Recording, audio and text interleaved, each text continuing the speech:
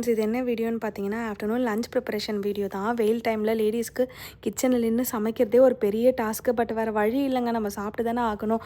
So இன்றைக்கி recipe பார்த்தீங்கன்னா, தயிர் சாதம், புதினா துவையல், கோபி 65ங்க. புதினா துவையல் சத்தியமாக எனக்கு செய்ய தெரியாது.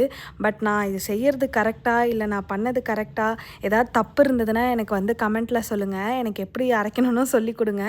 புதினாவை நல்லா வாஷ் பண்ணி கூட வந்து உளுத்தம்பருப்பு, பச்சை மிளகா, கொஞ்சம் தேங்காய், கொஞ்சம் இஞ்சி, கொஞ்சம் புளி வச்சு நான் இந்த மாதிரி அரைச்சிக்கிட்டேன். இப்படி தான் அரைக்கணுமா இல்லை கொரகொரப்பாக அரைக்கணுமான்றதையும் எனக்கு கமெண்ட்டில் சொல்லுங்கள். லாஸ்ட்டில் கொஞ்சமாக எண்ணெய் ஊற்றி கடுகு, கொஞ்சம் உளுத்தம்பருப்பு, ஒரு காஞ்ச மிளகா போட்டு தாளிச்சாச்சு. இந்த பக்கம் நம்ம கோபி 65க்காக ஃபஸ்ட்டே வந்து மஞ்சத்தூள், கொஞ்சம் உப்பு, கொஞ்சம் சுடு தண்ணி போட்டு காலிஃப்ளவரை வந்து கொதிக்க வச்சுட்டு வேறு பாத்திரத்தில் மாற்றிட்டேன். அதான் காலிஃப்ளவர் மஞ்சள் கலரில் இருக்காங்க.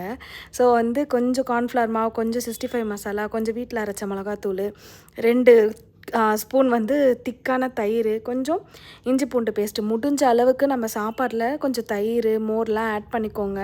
ஏன்னா வெயிலில் ரொம்ப ஹெல்த் ரொம்ப முக்கியம். ஸோ எல்லாமே கொஞ்சம் ஆட் பண்ணிக்கோங்க.